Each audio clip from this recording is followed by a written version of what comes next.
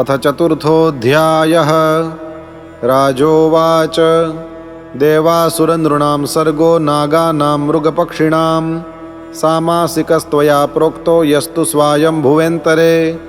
तस्यैव व्यासमिच्छामि ज्ञातुं ते भगवन् यथा अनुसर्गं यया शक्त्या ससर्ज भगवान् परः। सूत उवाच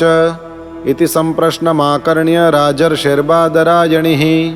प्रतिनन्द्य महायोगी जगाद मुनिसत्तमाः। श्रीशुक उवाच यदा प्रचेतसः पुत्रा दश प्राचीनबर्हिषः अन्तः समुद्रादुन्मग्ना ददृशुर्गां द्रुमैर्वृतां द्रुमेभ्यः क्रुध्यमानास्ते तपोदीपितमन्यवः मुखतो वायुमग्निं च ससृजुस्तद्दिधक्षया ताभ्यां निर्दह्यमानांस्तानुपलभ्य कुरुद्वः।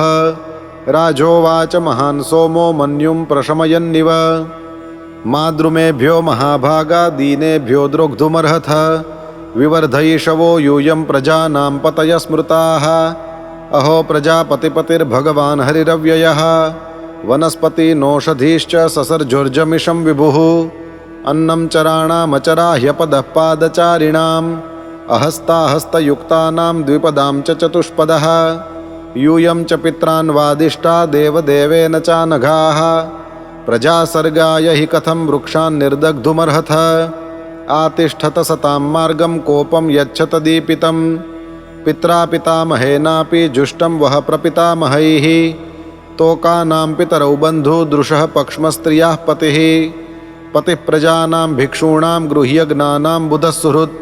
अन्तर्देहेषु भूतानामात्मास्ते हरिरीश्वरः सर्वं तद्धिष्ण्यमिक्षध्वमेवं वस्तोषितो ह्यसौ यः समुत्पतितं देह आकाशान्मन्युमुल्बणम् आत्मजिज्ञासया यच्छेत् सगुणानतिवर्तते अलं दग्धैर्द्रुमैर्दीनैः खिलानां शिवमस्तु वः वार्क्षी ह्येषा वरा कन्या पत्नीत्वे प्रतिगृह्यताम् इत्यामन्त्र्य वरारोहां कन्यामाप्सरसीं नृप सोमो राजा ययौ दत्त्वा ते धर्मेणोपयेमिरे तेभ्यस्तस्यां समभवद्दक्षः प्राचेतसः किल यस्य प्रजाविसर्गेण लोका आपूरितास्त्रयः यथा ससर्ज भूतानि दक्षो दुहितृवत्सलः रेतसा मनसा चैव तन्ममावहितः शृणु मनसैवासृजत्पूर्वं प्रजापतिरिमः प्रजाः देवासुरमनुष्यादिन्नभस्थलजलौकषः तमबृंहितमालोक्य प्रजासर्गं प्रजापतिः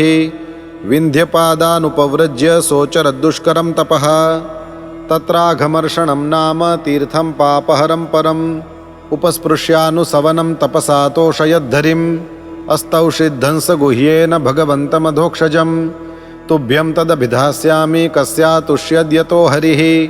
प्रजापतिरुवाच नमः परायावि तथानुभूतये गुणत्रयाभासनिमित्तबन्धवे अदृष्टधाम्ने गुणतत्त्वबुद्धिभिर्निवृत्तमानाय दधे स्वयंभुवे न यस्य सख्यं पुरुषो वैति सख्युः सखा वसन् संवसतः पुरेऽस्मिन् गुणो यथा गुणिनो व्यक्तदृष्टेस्तस्मै महेशाय नमस्करोमि देहो सवोक्षा मनवो भूतमात्रानात्मानमन्यं च विदुः परं यत् सर्वं पुमान् वेद गुणांश्च तज्ज्ञो न वेद सर्वज्ञमनन्तमीडे यदोपरामो मनसो नाम रूपस्य दृष्टस्मृतिसम्प्रमोषात् य ईयते केवलया स्वसंस्थया हंसाय तस्मै शुचिसद्मने नमः मनीषिणोऽन्तर्हृदि सन्निवेशितं स्वशक्तिभिर्नवभिश्च त्रिवृद्भिः वह्निं यथा दारुणि पाञ्चदश्यं मनीषया निष्कर्षन्ति गूढम् स वै ममाशेषविशेषमाया निषेधनिर्वाणसुखानुभूतिः स सर्वनामा स च विश्वरूपः प्रसीदतामनिरुक्तात्मशक्तिः यद्यन्निरुक्तं वचसा निरूपितं धियाक्षभिर्वा मनसा वोतयस्य मा भूत्स्वरूपं गुणरूपं हि तत्तत् स वै गुणापाय विसर्गलक्षणः यस्मिन् यतो येन च यस्य यस्मै यद्यो यथा कुरुते कार्यते च परावरेषां परमं प्राक्प्रसिद्धं तद्ब्रह्म तद्धेतुरनन्यदेकम् यच्छक्तयो वदतां वादिनां वै विवादसंवादभुवो भवन्ति कुर्वन्ति चैषां मुहुरात्ममोहं तस्मै नमोऽनन्तगुणाय भूम्ने अस्तीति नास्तीति च वस्तुनिष्ठयोरेकस्थयोर्भिन्नविरुद्धधर्मयोः अवेक्षितं किंचन योगसाङ्ख्ययोः समं परं ह्यनुकूलं बृहत्तत् योऽनुग्रहार्थं भजतां पादमूलमनामरूपो भगवाननन्तः नामानि रूपाणि च जन्मकर्मभिर्भेजे स मह्यं परमः प्रसीदतु यः प्राकृतैर्ज्ञानपथैर्जनानां यथाशयं देहगतो विभाति यथा नीलः पार्थिवमाश्रितो गुणं स ईश्वरो मे कुरुतान् मनोरथम्। श्रीशुक उवाच इति स्तुतः संस्तुवतः स तस्मिन्नघमर्षणे